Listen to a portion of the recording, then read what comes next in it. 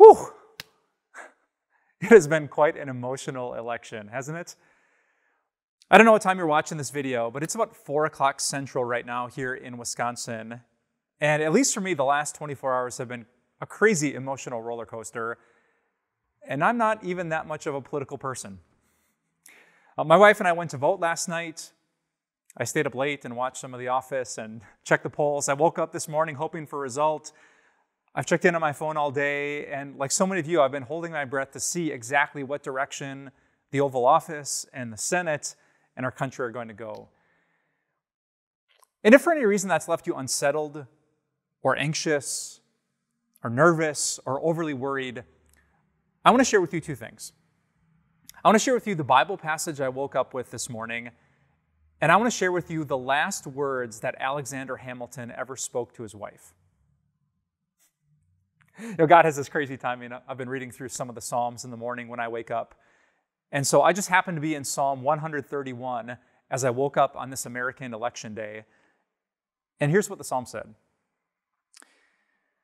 My heart is not proud, Lord. My eyes are not haughty. I do not concern myself with great matters or things too wonderful for me, but I have calmed and quieted myself. I'm like a weaned child with its mother. Like a weaned child, I am content. Israel, put your hope in the Lord, both now and forevermore. That's a great timing, isn't it? I've calmed and I've quieted my heart. Like a child holding its mother's hands or held in its mother's arms, I'm content. I'm not proud. I'm not haughty, I'm not pacing, I'm not anxious. And did you catch why? Because God, I don't concern myself with things too wonderful for me. Instead, I just put my hope in you. Now, even in this moment, I don't know which way the election will go. It seems like it's really down to the wire. I don't know what will happen with the Senate. I don't know the implications for the upcoming year or 4 years or decade in American history, but I don't need to. God knows it. Figuring out the future is a thing that is way too wonderful for me, so I'm going to decide, and I hope you can decide too, to put your hope in the Lord.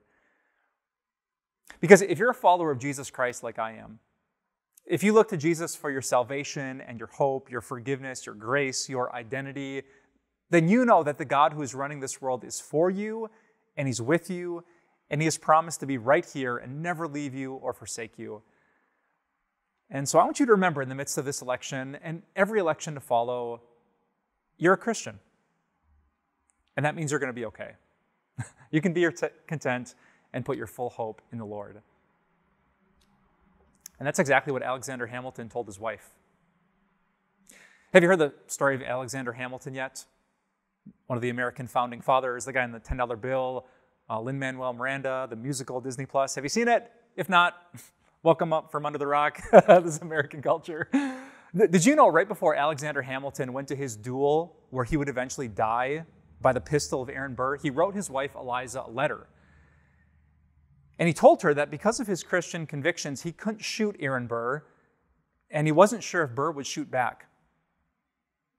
And so as he went off to the duel, he didn't know what would happen. Would he live? Would he die? Would Eliza ever see her husband again, or would she live as a widow for the rest of her long life? He didn't know. But you know in his closing lines what he said to his bride? He said, Eliza, I charge you to remember that you are a Christian. Some of the last words he spoke to his wife. I charge you to never forget. You remember that if I die, you're a Christian. And those are incredible words. Maybe you know the story that Eliza Hamilton did incredible things for orphans and social programs after her husband's death. She was a Christian. She had God. She had hope. She had purpose. Even if something big happened like the death of her husband, life was not over. And I want to say the same thing to you. If you're passionate about politics, you might be worried. Maybe your candidate's gone. Maybe a new candidate's coming. Maybe the future is uncertain. You don't have to worry about that. You're a Christian. And that means you go with Jesus Christ, the King of Kings and Lord of Lords. So friends, whatever happens tonight or this week or at the next inauguration, don't be afraid and don't worry. Be content calm and quiet your soul. You're a Christian, and you put your hope in the Lord. Happy Election Day, and God bless.